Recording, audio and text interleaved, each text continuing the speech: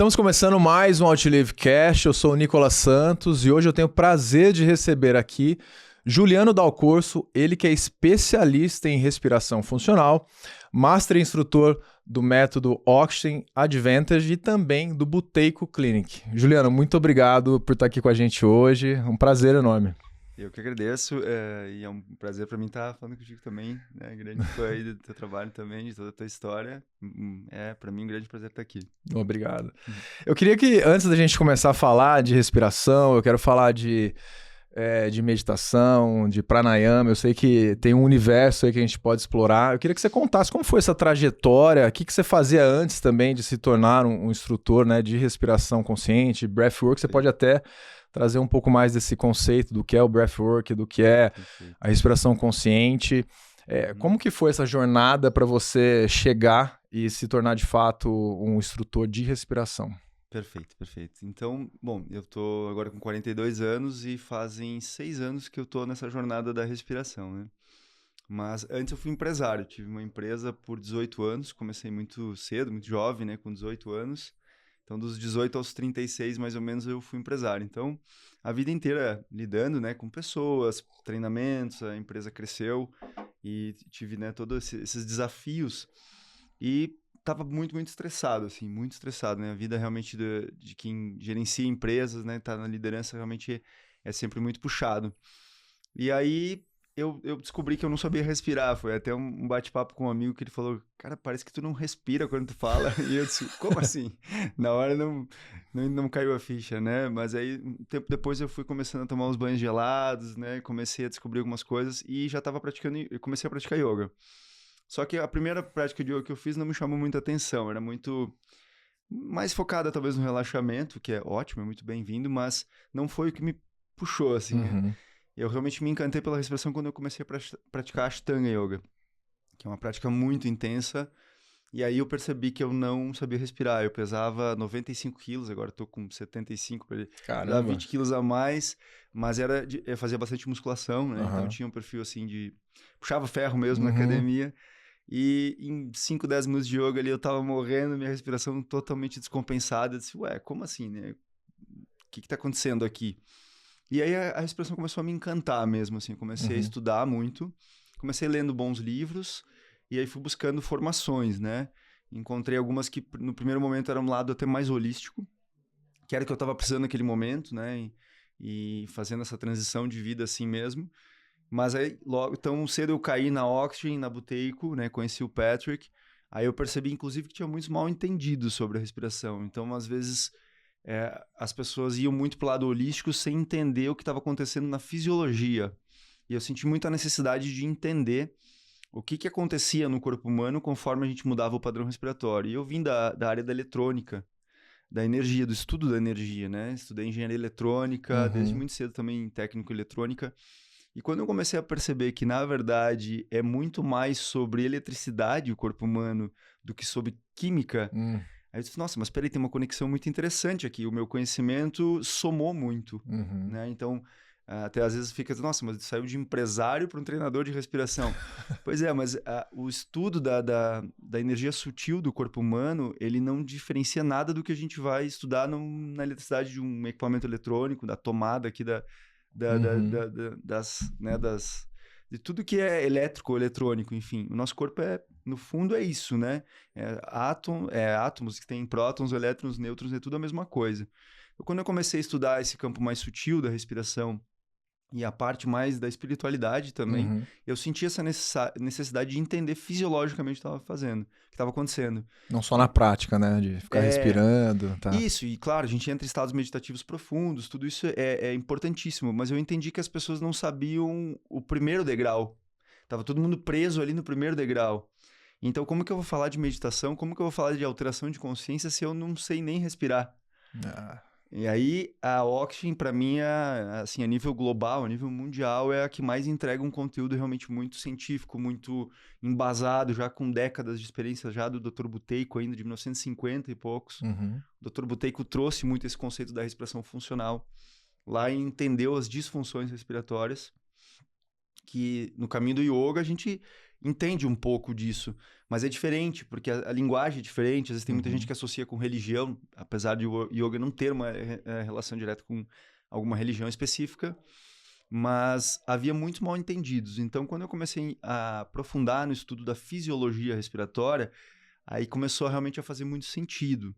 E entendendo coisas simples sobre respiração bucal, respiração nasal, hiperventilação, entendendo isso. E aí, no fim, foi estudando. E aí, hoje já fazem 5 anos, então, que eu trouxe a Oxygen para o Brasil. E já formei aqui, entre Oxygen e Método Buteyko, já formei 120 instrutores aqui. Caramba, me fala um pouquinho. Aliás, obrigado pelo presente.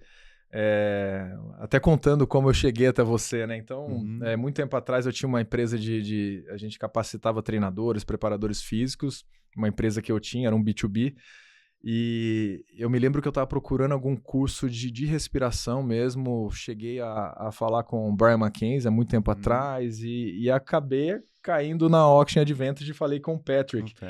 E, aliás, você traduziu o livro, né, dele, que é As Vantagens do Oxigênio, que eu achei muito interessante. E ele me falou, cara, tem um brasileiro que é master instrutor aqui da gente, né, do time todo aqui. E aí eu cheguei até você, comecei a seguir você nas redes sociais, por isso que eu te conheci, né? Eu queria que você contasse um pouco o que é o método Oxygen Advantage e também do Buteyko Clinic. Tá, perfeito. Então eu fui pra Irlanda, né? Fiquei na casa do Patrick por 10 dias lá. Olha que legal. Treinamento, foi muito legal. Aquele momento nós estávamos em 35 master instrutores de vários países do mundo, né? A Oxygen tá em mais de 50 países, né? Caramba. Uma das maiores escolas de respiração do mundo aí é a Oxygen. Porque realmente tem um conteúdo que funciona, que é aplicável na rotina hoje em dia estressante que a gente tem, de muito trabalho, de muita... Então, às vezes tem coisas que não se tornam tão fácil de colocar em prática, né? E já a Oxygen tem um método que é muito simples de colocar em prática. Requer ali 10, 20 minutinhos por dia para a gente reverter várias disfunções como asma, rinite, sinusite, a própria ansiedade, insônia, ronco, apneia do sono. Então, a Oxygen, ela derivou do Buteyko, né? O Patrick estudou com o Buteyko antes dele fazer a passagem, né? Que foi no ano 2000, mais ou menos. Mas já em 1950, o Dr. Buteyko entendeu que as pessoas estavam respirando muito mal. E lá em 1950, ele mostrou que as pessoas já estavam respirando em torno de 2 a 3 vezes o que seria o normal por minuto. Hiperventilando. Hiperventilando direto, né? E isso leva à ansiedade, que a gente vai falar durante o dia, e quando a gente está dormindo, a não atingir os estágios de sono profundo, que a gente sabe que é fundamental para se ter saúde física e mental, é dormir bem. Então, lá atrás, ele conseguiu mostrar isso. Então, o Patrick estudou com o Buteyko e criou a Oxygen, porque ele não queria mudar o método Buteyko. Ele assumiu, né? Hoje o Patrick é o líder mundial do método Buteyko, do Buteyko Clinic, né? Só que aí ele criou a Oxygen para puxar até um pouco mais pro lado dos esportes, que a Buteyko não falava sobre esportes. Entendi. Ela só corrigia a disfunção respiratória. E aí o Patrick criou a Oxygen e começou, né, a trabalhar com atletas, começou a criar esse time, né? Hoje já está em 40 e poucos master instrutores no mundo todo aí. E eu não tenho o número certo, porque isso está mudando direto, mas é em torno de 5.000 instrutores já no mundo inteiro. Nossa. É muita gente Bastante, já. Então é algo já muito consolidado. Porque toda hora surgem coisas novas e sempre é ótimo, é muito bem-vindo. Como o próprio Patrick criou a Oxygen, em determinado momento era um método novo. Sim. Mas o que eu quero dizer é que já está muito consolidado a nível mundial de que funciona. Entendi, né? sim. E é que a gente vê grandes atletas utilizando e postando e falando em Bolt Score. Seguido a gente vê aí, às vezes até fazendo associação à Oxygen, e tem pessoas às vezes que nem sabem que o Bolt Score, que é uma das medidas mais conhecidas do mundo, foi criado pelo Patrick, pela Oxygen. Que é a medida de quanto a gente tolera o gás carbônico, né? Então, basicamente é isso. A Oxygen é um pouco mais focada em performance, mas também trabalhando em disfunções. E a Buteyko bem mais focada em disfunção. Então, ela vai trabalhar muito a apneia do sono, ronco, que é algo que é muito comum hoje em dia. Muito, muito comum. Mas não é normal, né? Não é natural. A gente não deveria roncar. Nossa respiração deveria ser sempre muito silenciosa. Então, as pessoas respiram muito mal. E aí, a ideia, o foco principal é realmente reverter essas disfunções antes e depois, no segundo momento, entrar, claro. Aí a gente tem um campo gigantesco para falar sobre meditação, mindfulness e até mesmo estados alterados de consciência que a gente consegue acessar pela respiração.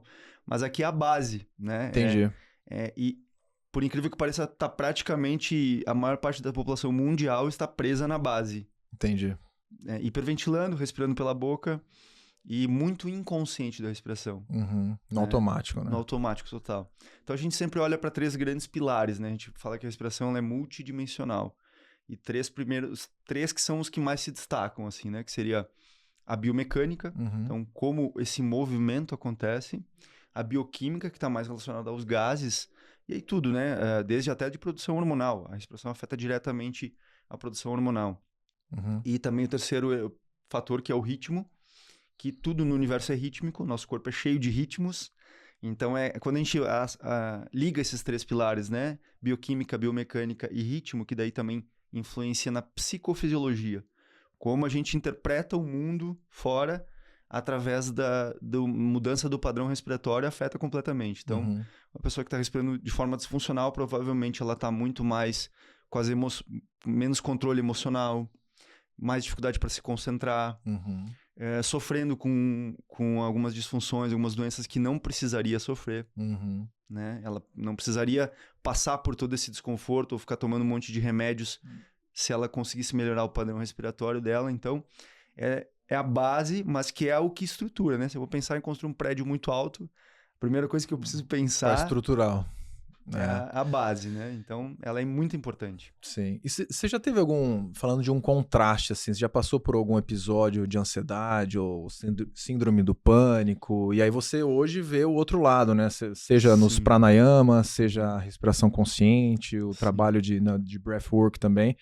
Eu queria que você contasse para quem nos assiste também, ou que muitas vezes está passando por um episódio de ansiedade ou síndrome do pânico também, como que você viu e enxergou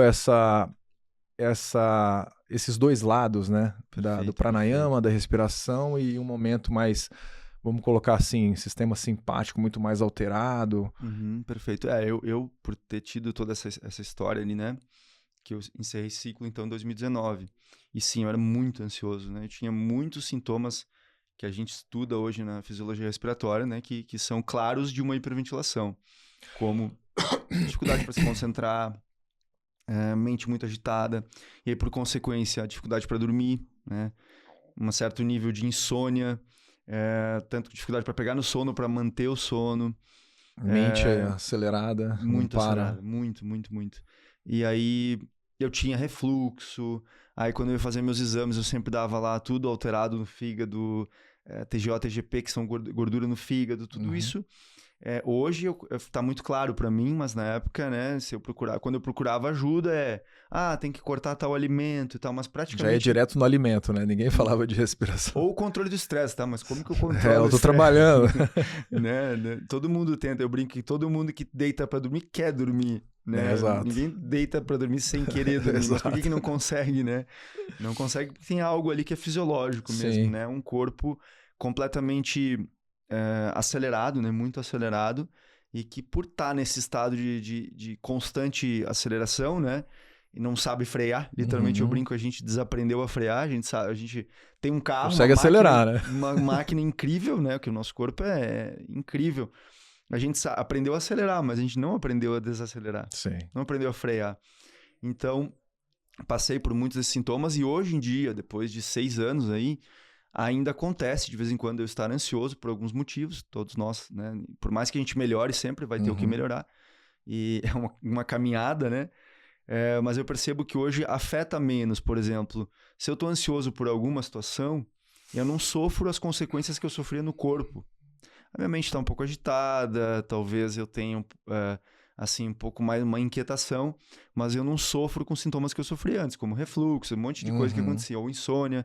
Eu vou dormir, talvez, né, um sono não tão profundo, por alguma questão mental, mas assim, a vida muda, né, do dia para a noite. Realmente a mudança é muito grande quando a gente aprende a respirar. E num primeiro momento parece até exagero, né? Eu já percebi que algumas pessoas, principalmente quando eu comecei a falar sobre isso há 5 anos atrás, muitos diziam, nossa, acho que olhava e dizia que exagerado, né? Que exagero. Mas a verdade é que depois que você começa a ter muitos feedbacks, né? De centenas de milhares já, talvez, de pessoas, né? Que me trazem o feedback e aí cada vez vai se consolidando mais, né? Entendi. Realmente no início eu também me questionava, será que eu não estou exagerando? será que é real isso? Eu percebi em mim e eu tinha livros, literaturas incríveis para embasar. A ciência por trás também, né? Não era só a prática, eu acho que a prática também é super importante. Não adianta também ficar só lendo artigo ali, no artigo diz, mas a prática é diferente, é igual quando a gente entra no gelo, né? Então a gente entende a fisiologia do que está acontecendo ali, mas eu acho que o impacto de, por exemplo, falando do gelo, toda vez que você entra no gelo, o impacto que a gente tem mental ali é diferente. Toda vez. É uma experiência diferente. Toda vez. Pode ser que você fale, não, eu sempre entro no gelo e toda vez vai ser uma sensação, fala, caramba, hoje tá difícil, hoje tá complicado, né? Dá até aquela sensação, hoje eu não vou conseguir. Hoje eu, exato, uma dúvida que eu tenho, Juliana, é assim, em momentos mais agudos, por exemplo, uma pessoa que tá tendo uma crise de pânico, aquele momento agudo ali que ela precisa resolver, ou seja, ela tá num momento super importante da vida dela e foge do controle, né? Eu vejo que o gelo, com algumas pessoas que já passaram por esses episódios, eles já me disseram o seguinte, é exatamente a mesma sensação, só que no gelo, na banheira de gelo, é um ambiente controlado. É controlado. E quando a gente está tendo uma crise, não é controlado. A gente fala, cara, o que eu vou fazer para me virar? Existe algum tipo de respiração que pode ajudar de forma imediata essas pessoas? Sim, com certeza. Só o fato de trazer consciência para a respiração já vira o jogo, né? Eu começo a ir em direção da solução. Agora, qual prática eu vou escolher, como eu vou fazer, tem já alguns embasamentos científicos que vão trazer mais clareza para alguma situação ou outra, mas de forma geral, acontecem coisas do tipo, a pessoa que está com uma crise de pânico, acontece muito, é muito comum de ver ela fazendo isso aqui, né?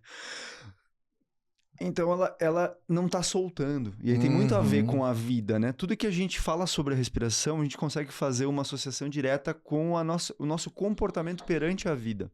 Isso que é legal de refletir. Então, às vezes, o que falta? Ela está aqui, não consigo, não vem ar, estou me sentindo sufocado. O que falta? Soltar. Se esvaziar, né? Esvaziar completamente, soltar bem o ar e cuidar com os mal entendidos do tipo respira fundo. Sim, no sentido de que eu preciso respirar de uma forma mais ampla, mais completa, legal. Mas provavelmente essa pessoa, quase que certo, que ela já vai estar hiperventilando. Se ela confundir respirar fundo, que ela tem que respirar mais, ela vai agravar o quadro de hiperventilação, o que vai piorar. Porque é fisiológico mesmo. Quando a gente está respirando em excesso, começa a acontecer vasoconstrição, né? Inclusive para determinadas regiões do cérebro que são mais atuais, né? Que são uma conquista do ser humano mais moderno. A gente volta mais para um estado reptiliano, um estado bem ancestral de total luta ou fuga. E não é só psicológico, é psicofisiológico. Então, realmente, estão acontecendo... Sobrevivência, né? Estão acontecendo alterações fisiológicas no corpo que é real que a pessoa está sentindo. Não é só uma imaginação, que ela está imaginando uma situação de perigo. O corpo já está tão em estado de alerta que realmente ela começa a ter um certo risco, inclusive. Ela começa a ter risco de ter um ataque cardíaco, ela começa a ter risco de desmaiar, né? Um dos sintomas de uma hiperventilação muito intensa, uma das consequências é um possível desmaio. Né? Depende qual a condição que ela tá, ela pode desmaiar e se machucar mesmo, né? Ou se ela tá dirigindo. Nossa. Né? Pode ser bem, bem perigoso. Então, primeiro, acho que para trazer uma coisa de forma mais simples assim, é acalmar a respiração. Esse seria o primeiro grande passo, a primeira coisa que eu preciso entender. Eu preciso acalmar a minha respiração. Depois, sim, eu posso avaliar se ela está profunda, se eu estou soltando todo o ar ou não, se eu estou enchendo bem ou se ela está muito curtinha.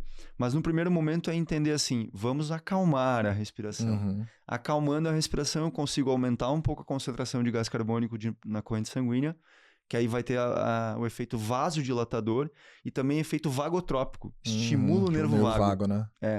Então, baixas concentrações de CO2. Só para as pessoas entenderem aqui, quando você fala do nervo vago, né?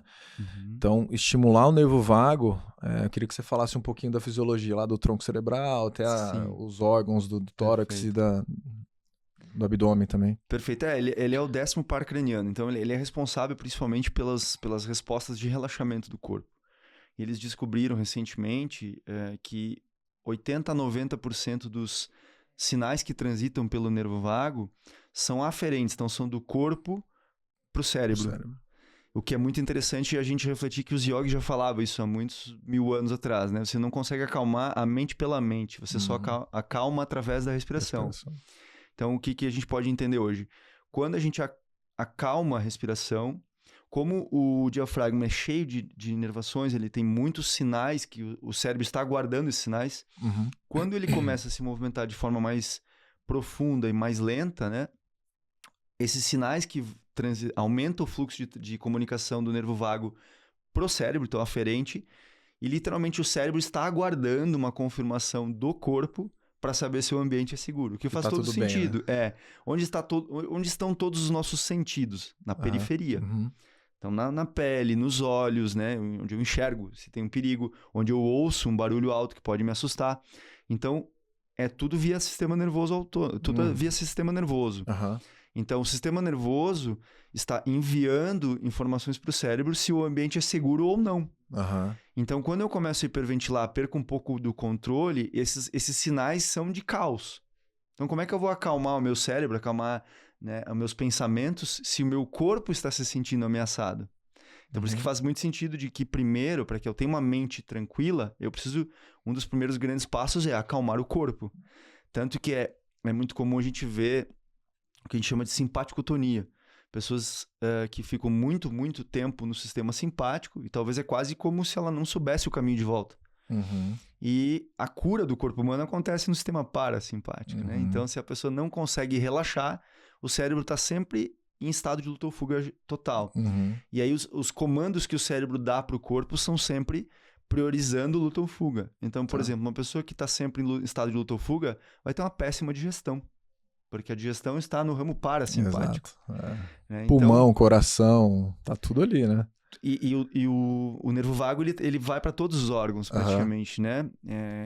Ele vai se subdividindo. Então, literalmente, se a gente não consegue respirar de uma forma completa, profunda, a gente vai estar sempre com a mente caótica e aí isso vai impactar diretamente o sono, a capacidade de se concentrar. Né? Muitas coisas vão ser impactadas pelo simples fato, porque, se for ver, é até um paradoxo, né? Como a gente encontra o paradoxo do oxigênio, né? E do gás carbônico ali. É um paradoxo, porque de tão simples que é, as pessoas não dão importância. Porém, é a base da boa saúde, né? O que a gente pode... Eu entendo assim, o Patrick também fala muito isso, né? Se eu tivesse que colocar uma pirâmide das prioridades, sem dúvida nenhuma, a respiração está na base, porque quanto tempo a gente fica sem respirar? Exato. Né? Segundos, minutos já está, né? As células podem começar a morrer. Em segundos, a maior... Comer nem tanto, né? A gente faz um jejum aí, a gente consegue. Já tem jejum de 30 dias, né? Pessoas fazendo retiros com jejum de 21 dias, né? Então, a própria água, você achava que era 3, 4 dias, mas já está se falando em 2 semanas sem água. Né? E a respiração é poucos... Na verdade, em poucos segundos a pessoa já bate um pânico, né? Sim. Então, e até porque ela influencia todo o resto. Ela não é tudo. Claro, eu tenho que me alimentar bem, eu tenho que dormir bem. Porém, como que eu vou dormir bem se eu não atinjo os estados de sono profundo porque estou hiperventilando durante a noite? Como que eu vou ter uma boa digestão se o sistema simpático, o sistema parasimpático, né, que prioriza a digestão, quase nunca é ativado? Ou seja, ela pode não ser tudo, mas está ligada a tudo. Eu costumo até dizer assim... mas a respiração não é tudo. Tá bom, mas então você consegue fazer alguma coisa sem respirar? Essa é a reflexão. Você consegue fazer várias coisas sem estar comendo, sem estar tomando água. Você não está com uma garrafa de água tomando água. Respirar. Agora, tudo que você faz respirando. Então, ela é a base da pirâmide. Em seguida, eu colocaria o sono, né? Porque a mesma coisa, você fica 2 semanas sem água, que é o que já está se falando, e é possível. 30 dias sem água, sem comida. Quantos dias você fica sem dormir? 2 ou 3 dias você já está emprestado. Começa a delirar, né? Diz que no 4º, 5º dia você já começa a delirar mesmo, né? E teve um estudo que uma pessoa ficou 10 ou 11 dias, né? Nossa. Ela teve sequelas irreversíveis. Nossa. Nunca mais ele foi a mesma pessoa depois disso. No 7º ou 8º dia ele já estava com risco de vida mesmo, ou seja... O sono seria o segundo grande pilar da saúde. Primeiro, respiração, segundo, sono. E depois aí tudo meio junto. Não dá para dizer água, comida. Claro, bons hábitos, fé. É uma coisa que já está ficando muito claro, né? Quem tem o lado espiritual desenvolvido sempre tem mais chance de ter saúde, de ter mais controle mental. e não é necessariamente uma religião, mas é Aham. espiritualidade, né? Sim. Que acredita em algo maior, que acredita numa criação, né? No Criador, Uhum. digamos assim. Então, basicamente, eu acho que olhar para a respiração com a devida importância muda a Uhum. vida, assim. Eu Sim. percebo que a gente começa a ter... Tudo começa a ficar mais leve, melhora o sono, melhora a concentração, melhora a digestão, melhora a postura, Uhum. dores crônicas, né? Quando a gente hiperventila, geralmente por ter uma má oxigenação dos tecidos, começa a ter um processo ali anaeróbico, quase como numa atividade Uhum. intensa de exercício. A gente vai falar isso depois, com certeza, né? Aham. Começa a ter processos anaeróbicos, não oxigena direito os tecidos. Tá. Tem o Gary Breccia, já ouviu falar, talvez, que é um dos maiores biohackers aí. Ele tem uma frase que eu gosto muito, a presença do oxigênio é a ausência da doença. Aham. Toda doença surge de partes do corpo que não estão sendo oxigenadas. Entendi. Faz sentido? Faz Muito sentido. bastante. É a molécula mais importante, né, Sim. que existe aí para... E entendendo um pouquinho dessa questão, assim, de padrões de respiração, né? Eu li já bastante sobre coerência cardíaca, né? Que tem relação até com Ave Maria, se eu não me engano. Agora eu me lembro o nome, faz aqueles sons, né? Que estimula também o nervo vago, que acho que é 5.5 por ins e expiração, 5,5 respirações por minuto. que tem a ver com o ciclo circadiano. Então, assim, é um assunto que a coisa se encaixa muito, né? Com a natureza, com, de fato, o sentido da vida, assim, né? Hoje é possível uma pessoa simplesmente começar a fazer um trabalho de respiração. Em quanto tempo você acha que ela consegue já entrar numa sintonia melhor de respiração e ter evoluções assim dentro da mudança de padrão, que eu acho que todo mundo está respirando mal hoje? Na verdade, essa é uma expressão bem universal, assim, né? Tá. O que acontece? Os yogis já sabiam disso há milhares de anos atrás, né? O que a ciência está conseguindo hoje cada vez mais, se a gente vai dentro do átomo, da célula, lá do próton, do elétron, do nêutron, no fundo tudo é vazio. Não tem Sim. nada no fundo é material de verdade. Pedras, a gente acha que estão mortas, mas elas estão vivas, né? Que é um ser, digamos, inanimado, mas na verdade não. Que tudo vibra, tudo... Então, o que eles entenderam, né? Muito sobre vibração, né? E frequência. O próprio Tesla falou isso, né? Se você quer descobrir os segredos do universo, você precisa estudar sobre frequência e vibração, energia. Então, o que a ciência já consegue comprovar? Por exemplo, coisas simples. Mas o fato de você fazer o Om, ou até o humming, só fazer meio que cantarolar, assim, aumenta em 15 vezes a produção de óxido nítrico nas narinas. Caramba. 15 vezes, não é pouco, né? É bastante. Então, parece simples, parece uma coisa que, será que isso aí vai funcionar? Mas a ciência já está provando, né? Que aumenta a vibração das cordas vocais e dessa região, aumenta a produção de óxido nítrico nas narinas. Então, isso nos leva a refletir muitas coisas, né? Então, por exemplo, quando a gente está fazendo uma oração, a gente tende a inspirar, fazer, né? Utilizar as palavras, porque as palavras são padrão vibratório, que são poderosíssimas, né? E como você falou, se você pegar... não é só a Ave Maria ou o Pai Nosso, se você pegar um Ho Oponopono, praticamente qualquer oração que você pegar, você vai ter a tendência de fazer isso. Tinha um que eu sempre fazia, que era Om, Gan, Ganapataye, Namaha, e fazia 100 e tantas vezes, que também fazia o mesmo som, né? Porque na verdade, o próprio fato das cordas vocais estarem vibrando já estimula nervo vago, já traz, né? Não necessariamente um som específico, né? Mas claro que sons mais longos, eu consigo... Acaba vibrando. Essa vibração vai alterar toda a minha frequência corporal, todo o meu padrão energético. Então, quando a gente faz... Por isso que é importante, depois a gente vai acabar entrando na expressão bucal, tenho certeza que nós vamos falar sobre isso. O fato de você estar inspirando pelo nariz, falando, chegou, terminou, inspirou e continuou falando, é uma coisa. Você simplesmente soltar o ar pela boca é um absurdo de desperdício de energia. Depois a gente entra um pouquinho mais nisso.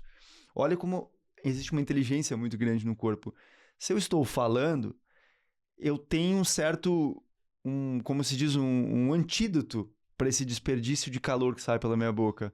Porque como eu estou aumentando a produção de óxido nítrico nas narinas, eu também tenho um ganho de uma vasodilatação nas vias aéreas e uma melhor oxigenação dos tecidos por causa do óxido nítrico. Então, o Tao falava isso, né? Cuide o que vai dizer cada palavra que sai da sua boca é um desperdício de energia. Sim. E é simples, né? Sai calor pela boca. Sim. Então, tu vê que tudo isso se conecta de alguma forma, né? Essa respiração 5.5 é porque, conforme o ciclo circadiano, né? Tudo tem um ritmo no universo, o nosso corpo também tem. Que basicamente seria, escureceu, nosso corpo se prepara para dormir. Começou a clarear o dia, ele se prepara, né, para produzir os hormônios do dia. E, né, melatonina e os hormônios do dia e os hormônios da noite, vamos simplificar. Então, existe um ritmo aí. Quando a gente respira 5.5 respirações por minuto, a gente se alinha mais com o ritmo circadiano, né? Então, é quase como se dissesse assim, seria a respiração perfeita, se é que isso existe, mas é no sentido de que quando eu respiro nesse padrão, nesse ritmo, eu permito que todos os outros ritmos do meu corpo se alinhem. Então, saiu um estudo de 2021 que fala que a respiração é o relógio mestre do corpo. Quando eu mudo o ritmo da respiração, todos os outros ritmos corporais se alteram. Então, isso é muito, inclusive, tá nos Vedas, tá na Bíblia, isso tá por tudo, né? É o sopro divino, realmente, a respiração, né? Por isso que ela tem que ser entendida não só como respiro para estar vivo. Porque se perguntar pra uma pessoa, você sabe respirar? Sim, ela respira desde que nasceu. Sim. Não dá pra dizer que ela não Ninguém sabe. ensinou, né, a respirar. Ninguém ensinou, ela já nasceu respirando. Agora, será que ela respira bem? Sim. Aí é outro outra assunto. História. É outra sim, história. Sim. Agora, no sentido de que todo mundo sabe respirar, sim. Em certo grau, sim. Agora, quando a gente respira nesse ritmo, então, 5.5 é literalmente, por isso que o Joe Dispenza fala muito dessa respiração. É uma respiração coerente. É como se eu estivesse no ápice da troca de informações entre sistema nervoso e cérebro. Entendi. O que é incrível, porque aí por exemplo, vamos pensar assim, se tem algo que não está funcionando bem no meu corpo, e o meu corpo entende que agora eu estou num ritmo ideal, um ritmo ótimo, né? Em inglês se fala muito optimal ou suboptimal, né? É quando tá abaixo do ótimo. Quando eu tô sempre com esse ritmo muito alterado, o meu corpo talvez não tenha tempo para se curar, para liberar toxinas, para pegar alguma célula que está defeituosa ou quebrar ela e transformar em aminoácidos para que eu tenha vitalidade. Então, e até produção de novas células, né? Porque a gente pensa assim, quando a gente dorme é que há o pico de produção do hormônio do crescimento, né? Mas principalmente no sono bem profundo. Então, se eu não estou dormindo e atingindo um sono muito profundo, eu vou ter o hormônio do crescimento, né? Vai ser prejudicado. E aí, mas eu já sou grande, né? Mas não é isso, Mas não né? é isso. Todo dia milhões e milhões de células morrem. Sim. E eu preciso repor elas. Então, não é necessariamente que eu vou continuar crescendo, mas eu tenho que, pelo menos, não definhar, não diminuir. Exato. Né? Como se fosse, né? Então, basicamente é isso. Ali seria o ápice da comunicação entre todos os sistemas do corpo. Por isso que ali tem um potencial, uma janela de cura de qualquer tipo de doença. Eu acredito muito nisso. Eu vejo muito conteúdo do Joe Dispenza, Dr. Bruce Lipton também, Greg Braden, que trazem muito esses conhecimentos ancestrais de uma forma em que você é a sua própria medicina. Isso o próprio Descartes falou, né? Se você não é o seu próprio médico, você é um tolo. Não no sentido de que se eu me machucar, cair, não vou precisar de uma cirurgia, não vou precisar o que eu acho incrível, né? Do trabalho de um cirurgião, né? A responsabilidade que tem ali, o conhecimento que tem que ter. Porém, no sentido de ter saúde, é comigo. Eu não posso terceirizar isso. Sim. Não dá para terceirizar isso, né? E quando a gente fala de respiração, né? Que nem você falou um pouquinho de respiração bucal, né? Eu queria entrar nisso. Eu acho que você vai falar sobre isso, mas comparando os nossos antepassados, que o ritmo era diferente, né? Então ninguém, como você falou, ninguém ensinou a gente a respirar. E em teoria a gente sabe respirar. Minimamente sim, né?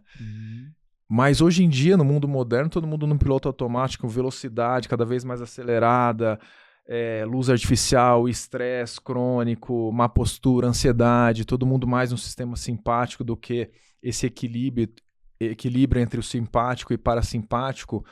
Eu queria que você descrevesse o padrão das pessoas que são respiradores bocais hoje em dia, né? Que eu acredito que é a maioria das pessoas, né?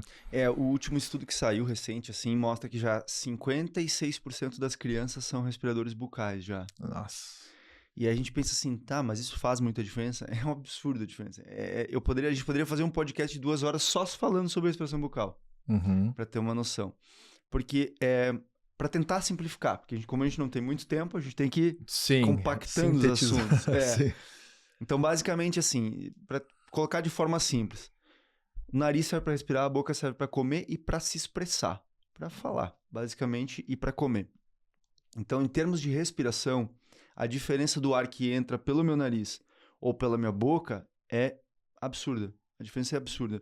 Assim como a saliva, né? A digestão já começa na boca, onde eu vou quebrar o alimento já em menores partes, e a saliva química, né, da saliva vai reagir com a química do estômago para que aconteça a digestão. É a mesma coisa. A química que é adicionada nas narinas vai ter um impacto lá no pulmão muito importante, o próprio óxido nítrico, que é uma das moléculas mais importantes que tem, né? Que está se falando, cientificamente falando. Em 92, quando eles descobriram a molécula, eles ganharam o prêmio Nobel, os cientistas, né? De tão importante que ela é para o corpo humano. E a boca não adiciona óxido nítrico. Só por aí já poderia, né, quase que encerrar o assunto, porque eles já estão descobrindo que pessoas com doenças crônicas têm baixa absorção de óxido nítrico. Quanto mais doente a pessoa é, duas coisas muito importantes acontecem. Ela tem baixa variabilidade da frequência cardíaca e baixo óxido nítrico. Ou seja, é uma molécula importantíssima.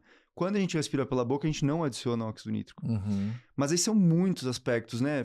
Filtro, o óxido nítrico, além de ser vasodilatador, melhorar a entrega de oxigênio, ele também é antibacteriano e antiviral.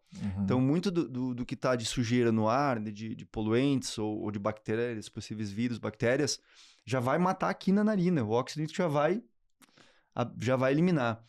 O que passar vai ter outras proteções. Quando a gente respira pela boca, a gente vai sobrecarregar as amígdalas e as adenoides, né? Porque o ar vai passar pela boca e vai direto para aqui. A segunda barreira de defesa. Eu burlei, fiz um bypass na primeira, que é a mais importante, que é o nariz. Então, além de questão de levar o ar e ter uma boa troca gasosa lá no pulmão, a respiração bucal vai levar, então, muita bactéria lá para o pulmão, vai sobrecarregar, a pessoa vai estar sempre com garganta, dor de garganta. Eu tinha crise de tosse de ficar uma noite inteira assim. Você dorme e acorda, de repente você dormiu com a boca aberta, né? Você acorda com a garganta ressecada, doendo, aí à medida que você vai hidratando ela, passa a dor na garganta, fala, ué, que estranho, né? Só que daí na outra noite volta a acontecer. E geralmente o respirador bucal, ele vai respirar pela boca durante o dia e pela noite. E aí, assim, já tem, para ter uma noção, né, o que está acontecendo, está se confundindo já a síndrome do respirador bucal com pessoas com TDAH. Se eu for olhar as consequências ou o que eu posso classificar uma pessoa com TDAH, são quase iguais aos sintomas do respirador bucal. E aí? O que é o que aqui? Exato. Será que se eu corrigir a respiração bucal, eu não vou eliminar praticamente todos os sintomas do TDAH ou até zerar ele? É até interessante aqui que eu deixei anotado, tem aquele documentário Take Your Pills, que saiu esse documentário, achei super interessante. Eu queria até que você falasse sobre isso, né? Sobre o TDAH. A cada 5 crianças nos Estados Unidos, 4 são diagnosticadas com TDAH. E o nível, a quantidade de Ritalina que é indicada como medicação, né? Aumentou quase que 700%, pelo que eu pesquisei aqui, que é um absurdo, né? Então, basicamente, a gente está modulando o nosso sistema nervoso com medicação. E até um tempo atrás, ninguém falava sobre isso, mas hoje já é sabido, através da ciência, que a gente consegue regular isso através da respiração, né? Sim.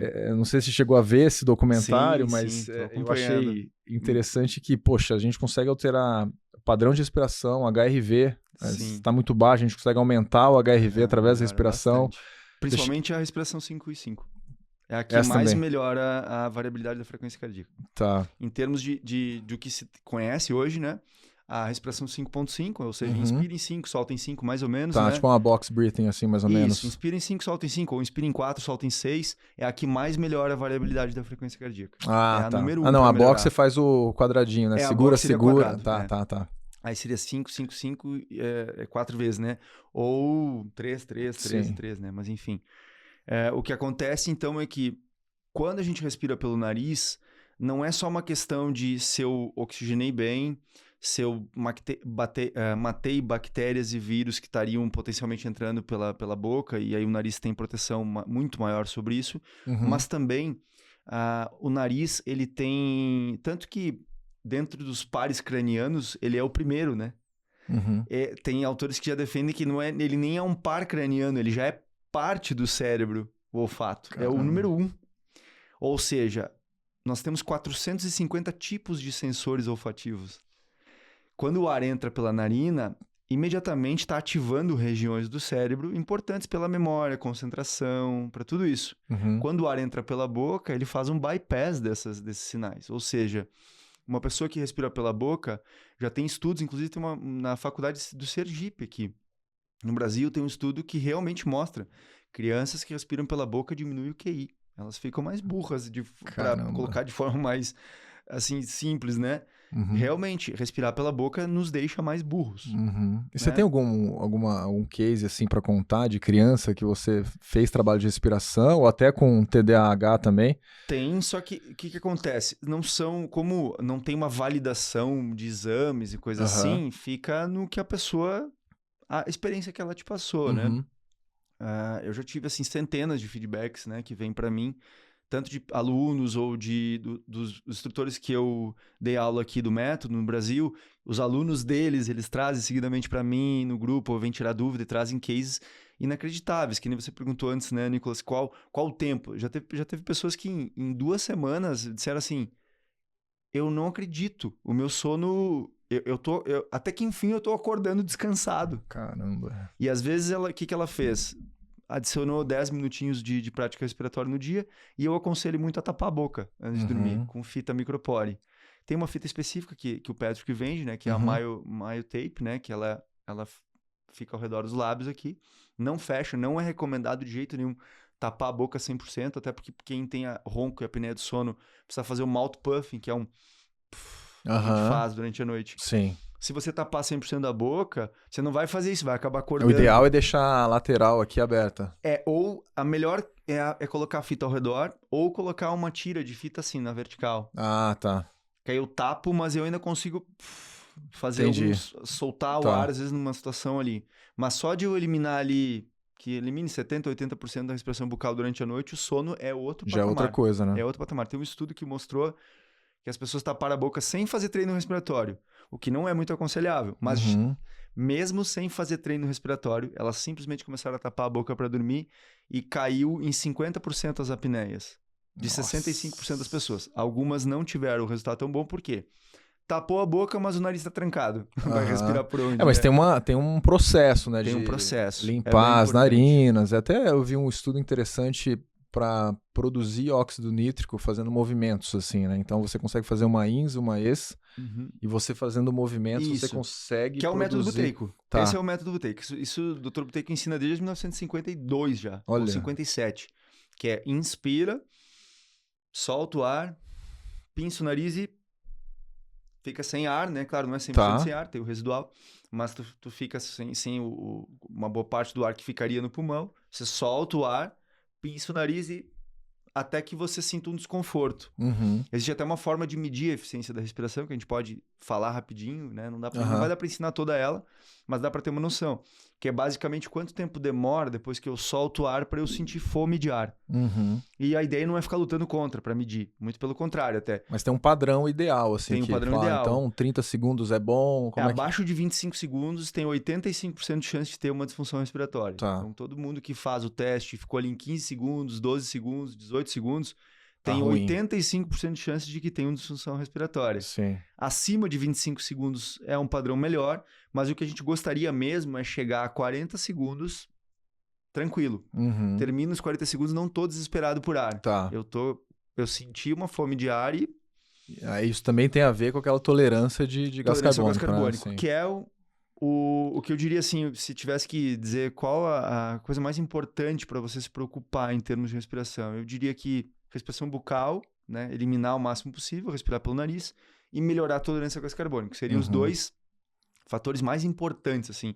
O terceiro, mas não que um vem antes que o outro, mas seria os 3 que eu entendo que são os mais importantes, né? Bioquímica, então, tolerância a gás carbônico, por onde o ar está entrando, se é pela boca ou pelo nariz, e o movimento correto do diafragma. Porque a maior parte das pessoas respira aqui, né?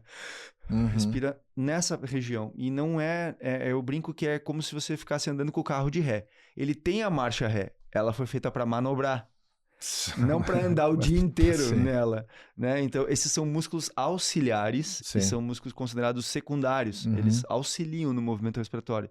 Eles não deveriam ser o movimento primário, né? Quando eu movimento muito essa região, eu desperdiço energia absurda, né? Então, tem uma ligação direta entre respiradores apicais, né, que respiram aqui, com fadiga crônica, aquela pessoa que está sempre cansada. Morta, né? Ela está desperdiçando energia. Geralmente, uma soma de fatores, né? Ela está movimentando a musculatura incorreta, ela tá soltando o ar pela boca, porque tem aquela ideia de que inspira pelo nariz e solta o ar pela boca, né? O que é bem errado, porque não faz o menor sentido. Mas tem muita gente que tem esse padrão, né? Até pra meditar, inspira. Esses dias eu fui na APAI. Qual que é o correto? Eu fui na APAI e foi engraçado, que tinha 70 professores da APAI, né? E eu dei uma palestra lá pra eles, e quando eu falei isso, eu só vi as pessoas se olhando assim. Não, mas solta pela boca. A gente ensina isso todo dia. Pois é, mas... Vamos lá. A velocidade que sai é mais rápida? Tem muitos fatores, né? Então, até para não ficar assim, tá, mas de onde o Juliano tirou isso? Né? Não veio da minha cabeça. Vamos analisar alguns deles que são os mais importantes, né? Quando eu solto o ar pela boca, faz o teste. O pessoal pode fazer o teste aí, né? Para soltar o ar pela boca, eu tenho que tirar a língua do céu da boca, ó. Espaço, né, para soltar. A língua não deveria sair do céu da boca, a não ser quando eu estou falando ou comendo. Fora isso, eu deveria estar sempre com a língua no céu da boca. Isso é muito importante? É muito importante, por tônus vagal. Vagal, sim. Se eu tenho a língua flácida, eu tenho baixo tônus vagal, então eu vou ficar mais ansioso, vou ter mais dificuldade para relaxar, vou ter problema digestivo. Caramba. Por isso que na atividade física também o certo seria inspira pelo nariz, solta pelo nariz. Mas nas altas intensidades não é possível. A gente vai chegar lá, né? Mas, resumindo, tiro a língua do céu da boca. Perco calor. Pessoal, quem tá assistindo, faz o teste, né? Solta o ar na mão, assim. Você vai ver que sai o ar bem quente. Se a gente for pra física, né? O que é calor? Energia. Energia. Se eu desperdiço calor, eu tô a 36, 37 graus aqui dentro. Fora tá, hoje, né? Um dia frio, pior ainda. Mas vamos falar de média, 20 graus, 15 graus, 25 graus. O que acontece quando eu inspiro o ar de novo? Eu vou trazer o ar um pouquinho mais gelado. Meu corpo vai ter que trabalhar para esquentar esse ar. Que a boca não faz tão bem isso, o nariz faz muito melhor. Então, se eu estou constantemente soltando o ar pela boca, eu estou constantemente desperdiçando energia. Isso é um agravador para cansaço. Então, aquela pessoa que 3 da tarde está cansada, é essa soma de fatores. Respiração, movimentando a musculatura incorreta, soltando o ar pela boca. Quando a gente solta o ar pela boca, a gente solta o dobro de ar do que pelo nariz. Então, eu tenho uma tendência muito maior a soltar muito CO2. E soltando muito CO2, eu desequilibro o pH, tem toda uma reação química que meu corpo tem que fazer para compensar. Compensar, né? Aí tem também nervo vago, ou seja, tu viu que já só por aí já são vários fatores, né? Ou seja, para mim não há a menor dúvida de que que a gente não deveria soltar o ar pela boca também. Cientificamente já está muito bem comprovado. E isso vai também me levar a padrão repetitivo, porque a mente consciente aprende se eu ler um livro, pronto, agora já estou consciente de um assunto que eu não estava antes. O subconsciente não. O subconsciente ele só aprende por repetição. Então tudo que eu repito muitas vezes se torna o meu novo eu. O Joe Dispenza explica isso lindamente, né? Os seus hábitos vão te levar a quem tu é. Né? Te levam a ser quem tu é hoje. Tu é um conjunto de hábitos, no fundo, né? Até a epigenética, né? Que é tão falado hoje em dia, né? Também fala muito, né? Então, se eu fico constantemente fazendo isso de dia, grande chance de que, ou quase certo que eu vou fazer isso durante a noite. Respirar pela boca durante a noite. E já é muito bem documentado que a respiração bucal é a coisa que mais atrapalha o sono. Respirar pela boca, porque resseca as vias aéreas. Resseca a boca fica ácida. Se a boca fica ácida, ela vai criar desbiose. Então eu vou ter Você desperta também à noite, né? Desperta à noite, não atinge o sono profundo. Essa desbiose é por uma questão de que eu levo muitas bactérias, muitos vírus para o meu estômago, por consequência para o intestino. Uhum. Então, eu começo a ter todo um problema digestivo simplesmente pelo fato de estar respirando pela boca. É interessante até aquele livro do Respire, né, do James James Nestor, que Nestor. eu li não tem muito tempo. Ele ficou 10 dias, né? Ele tampou o nariz e ficou Respiração 10 pela dias boca. respirando. Aí ficou com ronco, peso, hipertenso. Eu falei, caramba, em 10 dias, né? Ansioso. Isso para mim, o que mais chama atenção desses estudos, tem várias coisas, ele disse que tinha pesadelo, dormia mal, mas Sim. o que mais chama atenção para mim, se eu tivesse que dizer onde eu colocaria o holofote desse estudo, em 6 dias ele estava grau 1 de hipertensão. Ele se tornou um hipertenso em 5, 6 dias. Nossa, é muito rápido, Aí né? é principalmente por causa do óxido nítrico. Ah, tá. Porque o óxido nítrico tem essa vasodilatação, Tá. então eu tenho melhor circulação sanguínea, meu coração vai bater melhor, tudo, a circulação sanguínea tá melhor.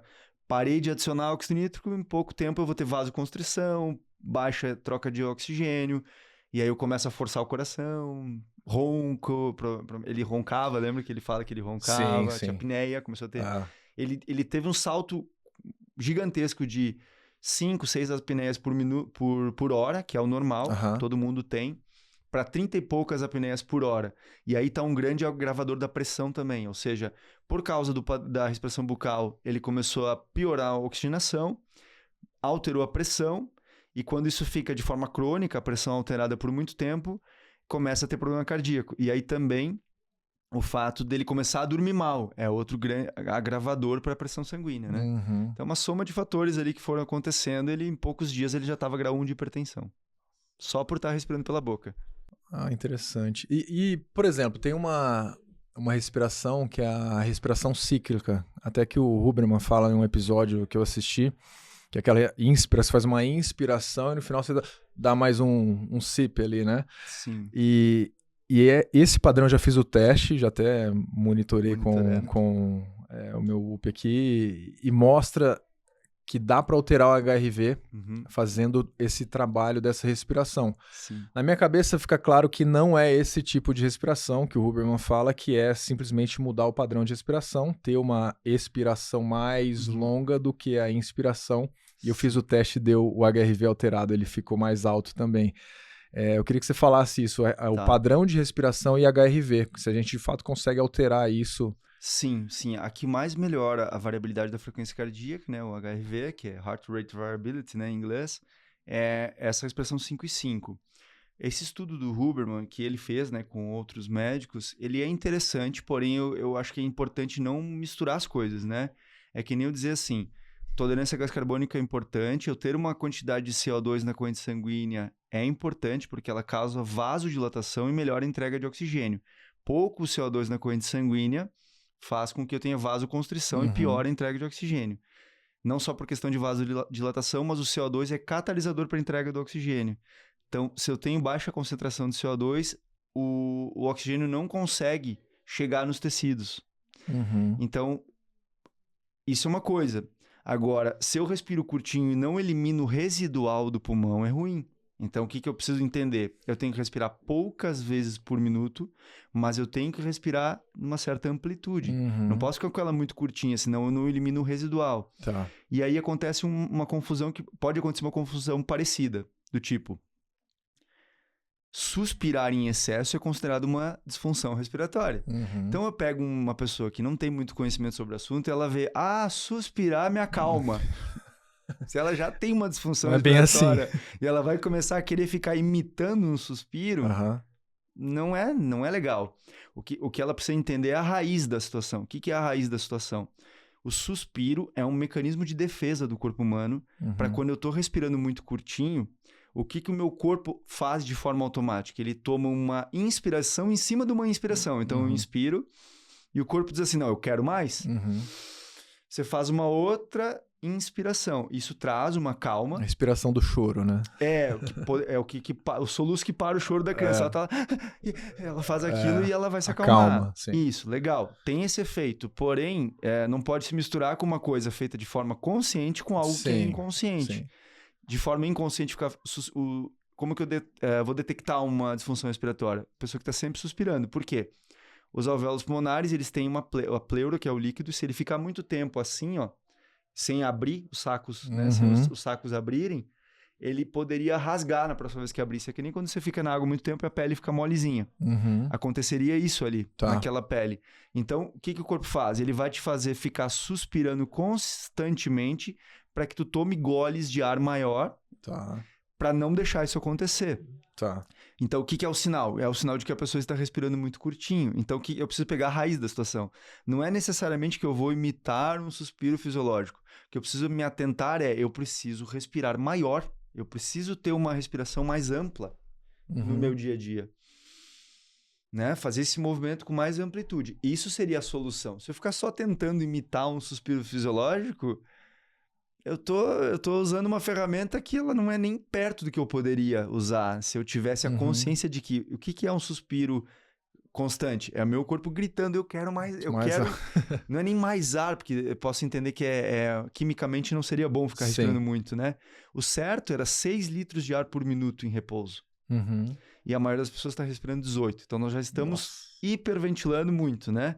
Então, se eu entendo que eu tenho que ficar tomando goles de ar muito grande, mas não me atento em quantas vezes por minuto eu posso piorar essa hiperventilação. Porque eu estava, vamos supor, respirando curtinho e rápido. Agora eu quero respirar grande e continuo respirando rápido, eu agravei o problema da hiperventilação.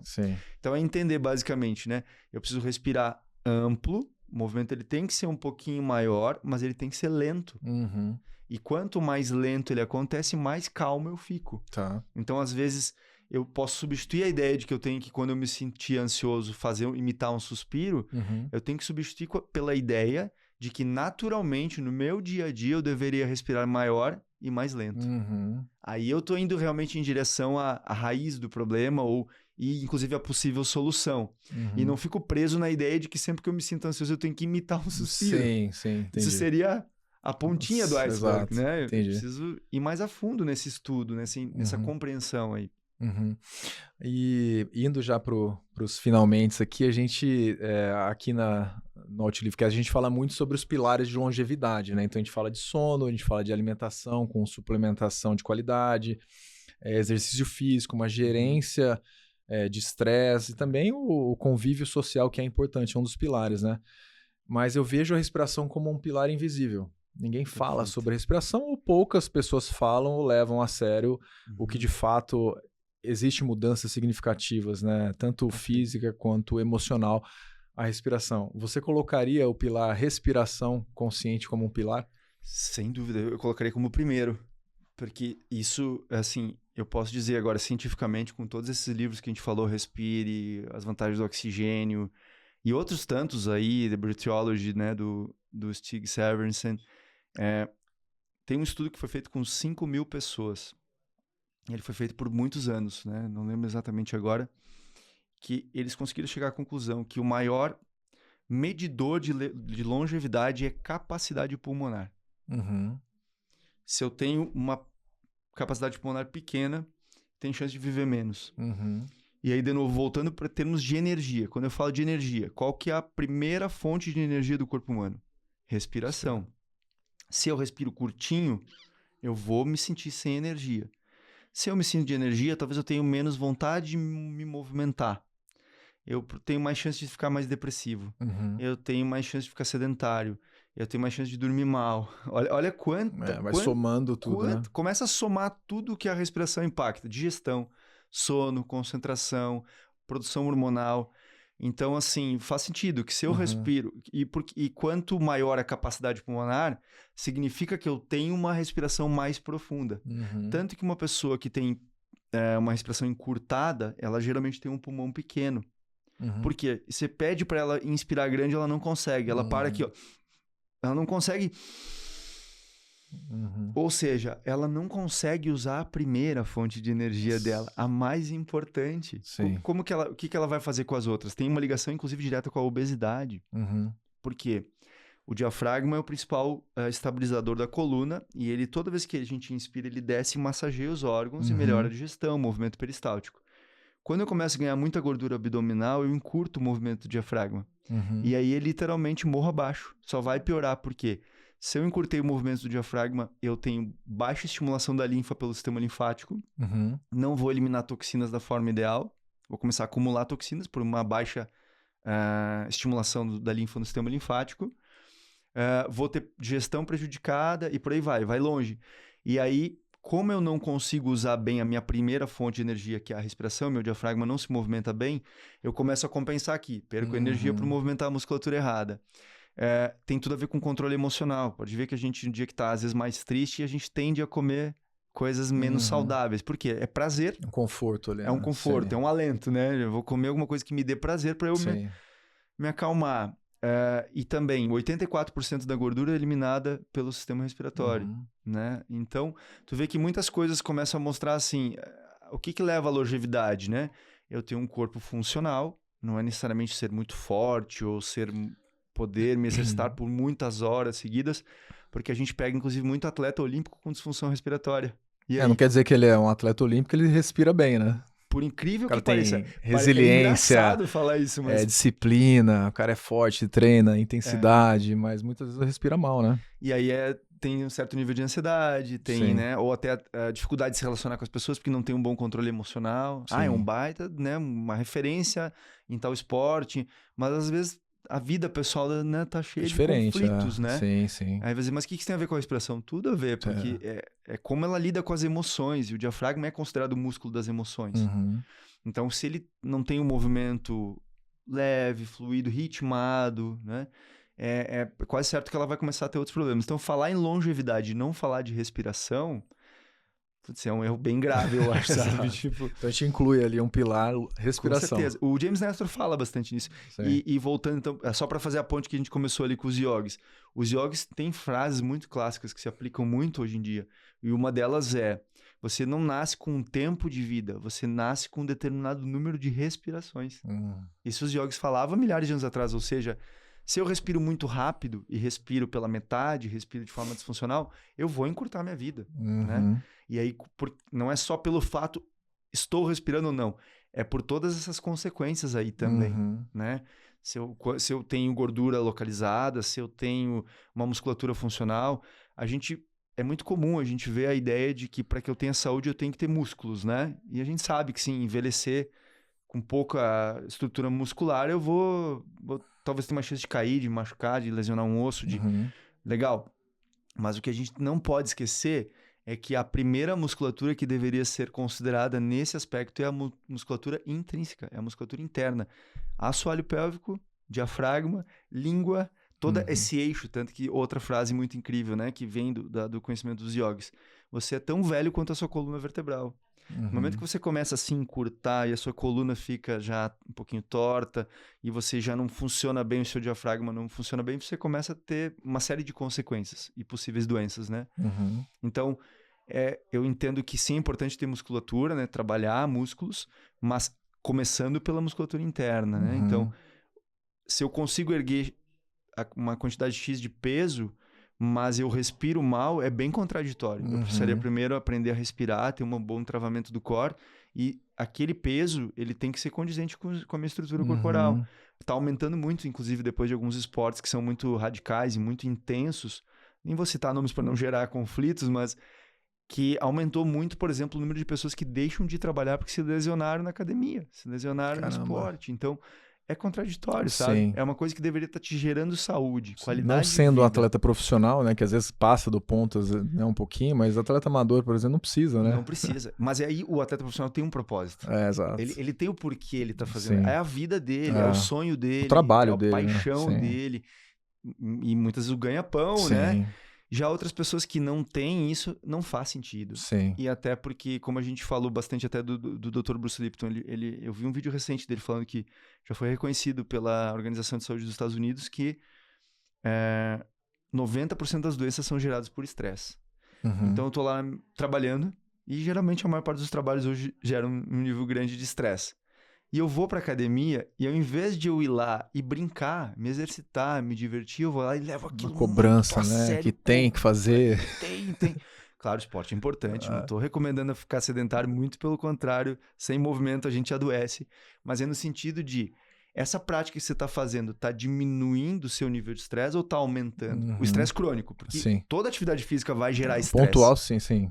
Mas ela está somando para você aliviar o estresse ou está te deixando mais estressado ainda. Então, o Patrick fala muito isso. qual é o seu limite dentro do movimento da atividade física? A sua respiração. Uhum. E olha que ele é um autor best-seller, né? Sim. O que ele quer dizer com isso? Se você precisou abrir a boca para se exercitar, talvez essa atividade esteja muito intensa para você. Uhum. Era melhor dar uns passos para trás, respirar pelo nariz durante toda a atividade física, e aí você vai evoluindo dentro disso. Se você, então, não posso abrir a boca nunca? Não, tem às vezes até uma questão de liberar um pouco o residual do CO2 do pulmão. Então, de vez em quando, algumas... soltar tudo é super benéfico. O problema é a respiração bucal crônica. É a pessoa que vai passar 1 hora se exercitando e respirando pela boca. Sem compensar isso. Porque, por exemplo, na natação não tem muito o que fazer, né? Sim. Mas depois, se você se observa e cuida muito para não respirar pela boca, foi só aquela 1 hora. Sim. O dia todo você pode... Nós respiramos se 24 policiar, horas sim. por dia. Então, se durante aquela 1 hora, e por motivos que tem um fundamento, né? Sou competidor, eu respirar pela boca, não é o fim do mundo. Tá tudo certo, tá tudo bem. O problema é se eu saio dali... Um padrão respirador bucal, né? Isso. Sim. E a grande tendência é que se eu me exercito muito respirando pela boca, esse padrão está sendo reprogramado constantemente e o corpo vai adotar isso como novo padrão. De dia e de noite. De noite, entendi. Então ela vai se tornar um respirador bucal à noite porque está respirando pela boca durante o dia, na verdade. Caramba. Então, se você é competidor, se isso faz sentido para você e você chegou a partir da zona 2, começou a se exercitar de forma muito intensa e não consegue respirar só pelo nariz, mas é por alguns minutos, tudo bem, né? A gente entende que tem um porquê. Tem um propósito ali, né? Agora a pessoa que tá lá sofrendo de ronco, de apneia, de ansiedade, de disfunção digestiva... Não colocar atenção nisso, né? Diminui um pouco a intensidade. Exato. Respira pelo nariz, que você vai ver que... Porque isso é unânime, assim. Na banheira de gelo eu já acompanhei 1.000 pessoas, Nicolas. Caramba, 1.000? Porque eu pratico há muitos anos, 5, 6 anos já, né? Mas já nos meus workshops eu já guiei 1.000 pessoas. É impressionante o pós. Eu queria que você falasse um pouco da banheira de gelo e também do ritual do cacau, que eu sei que dentro das suas imersões tem isso daí, que é uma coisa ancestral que eu acho super legal, né? Dos benefícios do cacau que ele tem, tanto dos ativos que tem nele, né? Eu queria que você falasse dessa experiência. É que além dessa parte científica, então, da Oxygen, eu também gosto muito desse lado espiritual e mais holístico, né? Da respiração. Então, eu fui trazendo algumas experiências que fazem sentido para mim, que são, por exemplo, o gelo, porque ali para mim, se dissesse qual seria a prática que você diz que é a melhor prática para tu aprender a respirar? Gelo. O gelo. Num ambiente controlado, né? Muito bom. Se você não respirar direito, você não aguenta. Exato. É verdade. Eu desconheço alguém que conseguiu, se ela não conseguiu controlar a respiração, ela sai. De 1.000 pessoas, qual a porcentagem? Olha, eu acho que nem 10 pessoas. Caramba. Por quê? Porque eu tô junto e eu tô ajudando. Você vai guiando, eu vou guiando, explicando, sim. Depois que ela estabilizou a respiração... muitos eu tenho que dizer, já bateu os 5 minutos, vamos sair, porque a pessoa transcendeu o corpo, foi embora, né? Passou daquele sofrimento e meditou, conseguiu entrar no estado meditativo. O cacau, por ser um potente vasodilatador, riquíssimo em magnésio, né? E outras substâncias, a anandamida, ele te traz uma sensação de bem-estar, mas os ancestrais também usavam, os povos mais da América do Sul aqui, maias, incas, eles usavam o cacau também como uma ferramenta de conexão espiritual, onde ali, e eu acredito muito que por ele ter esse efeito vasodilatador, ele potencializa o campo eletromagnético do coração. Então faz sentido que quando eu consumo essa substância, o fruto, que é da semente, claro, eu tenho uma melhor circulação sanguínea, uma vasodilatação que permite com que meu coração bata mais leve, mais expandido. E isso melhora meu campo eletromagnético, então eu vou perceber sensações corporais mais facilmente, principalmente aquela pessoa que tem muita dificuldade de sentir algo mais sutil. E aí eu trago o Sound Healing, que aí, nossa, esse pra mim eu acho que é a minha paixão número 1 hoje. O som, a música. Que legal. Também, né, usada a... E faz parte também da imersão, tem o Sound Healing ali. Faz também. parte, porque aí a gente utiliza gongos, taças tibetanas, vários outros instrumentos que são terapêuticos. Aí a ideia é muito mais a vibração que traz? Vibração. Tem um episódio agora, um vídeo do Dr. Bruce Lipton falando sobre a diferença de uma reação química versus uma reação vibratória. Toda proteína, ela tem 2 formas de responder. Uma resposta é química, quando chega a tal substância química, ela reage e essa reação gera calor. Então, dessa reação, 99% foi desperdiçado para gerar calor. 1% é o resultado dessa sinalização. com o som é 100% de aproveitamento, porque não existe esse desperdício. Ah, entendi. Então, tanto que a medicina chinesa, o símbolo da medicina chinesa derivou do símbolo da música. Uhum. Ancestralmente falando, a forma mais poderosa de cura que o ser humano utilizava era música, som. Não necessariamente era uma música como hoje, dó, ré, mi, fá, sol, lá, si, acordes, era uma coisa bem mais primordial, bem mais primitiva, tipo flautas, tambores, que tem a capacidade de te colocar em estados meditativos, e nesses estados meditativos onde eu tiro a minha mente pensante da jogada, o meu corpo sabe se curar. Ah, entendi. É literalmente, quando você se corta o braço, você precisa fazer alguma coisa? Se você não passar nada, não passar um remédio nenhum, seu corpo vai se curar. Ou seja, onde está o potencial de cura? Na sua própria fisiologia. O corpo sabe se curar. Por que que ele não se cura de determinadas doenças? Porque não há espaço para isso. Por isso eu acredito muito na meditação. Por isso a gente fala de Dr. Joe Dispenza. Eu acredito muito no conteúdo dele. Por quê? Eu só preciso criar um espaço. O meu corpo se cura. Eu não preciso fazer nada. Sim. Eu só preciso sair da frente, na verdade. Eu preciso parar de atrapalhar ele. Atrapalhar ele, deixa ele...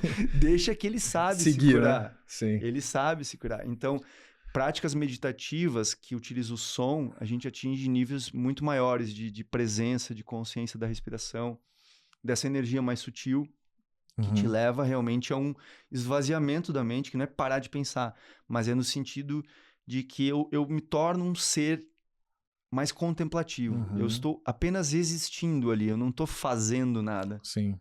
Então, por isso que o tambor, ele te leva a estados bem alterados de consciência, porque ele tem um padrão. Tum, tum, tum, tum, tum, tum, tum, tum. Isso me leva para a onda teta. A onda teta é a onda da criatividade, a onda da cura.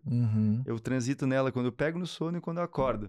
Tá. Por isso aqueles sonhos muito lúcidos, né? Quando eu pega no sono ou acorda, principalmente quando acorda. Então, a gente, através da terapia do som, e aí o cacau é um potencializador desse processo, a gente acessa esses estados alterados de consciência. Mesmo o breathwork que a gente falou, né? Onde eu vou hiperventilar. Eu praticamente todas as práticas, eu pelo menos utilizo muito, tem música. Tá. Se você tirar a música dessa prática, olha, eu acho que já perdeu muda bastante, 80%. Né? Só deita aí no silêncio e fica hiperventilando. Não sabe... Não... Tem um ritmo ali, né? Eu gosto também. A música, tanto que os atletas não podem usar música porque é doping, né? Então, na natação não tem problema. Pode? Eles podem entrar com música, não tem problema. Então, mas não foi proibido depois de um tempo? Não, para natação não tem esse problema. Não sei se outras modalidades, mas na natação especificamente tem atleta que fica respirando, tem atleta que entra com fone, que não gosta de ouvir o que está acontecendo no ambiente. Eu não gosto, eu gosto de estar presente ali. Pois é, eu ouvi uma história de que o Michael Phelps foi proibido de usar.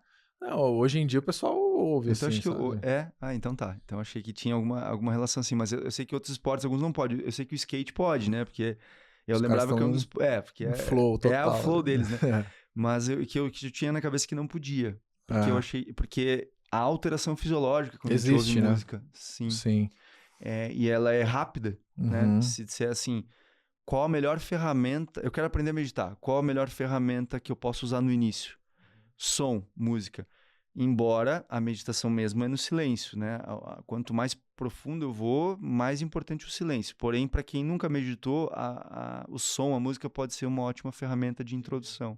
Legal, Júnior. E assim, para a gente fechar, eu queria que você mandasse uma mensagem para todas as pessoas que nos assistem aqui. Essa mensagem chegaria em todas as pessoas quando o assunto é respiração. Que mensagem seria essa? Menos é mais. Respirar menos. Respirar menos. E até em vários aspectos da nossa vida, a gente está buscando soluções em coisas muito complexas. E, na verdade, se a gente olhar os conhecimentos ancestrais, era justamente o oposto disso. Quanto menos melhor, quanto menos eu tiver preso em ideias fixas, preso em dogmas, em paradigmas, melhor. Né? Então, eu diria assim, menos é mais, se atentar para as coisas mais simples da vida. Começar pela própria respiração. Que passa desapercebida pela maior parte, infelizmente, dos profissionais da saúde, mas está mudando. Né? Essas formações que eu ensino aqui no Brasil, ali tem psicólogos, psiquiatras, fisioterapeutas, tem outros tipos de terapias, tem médicos, tem dentistas.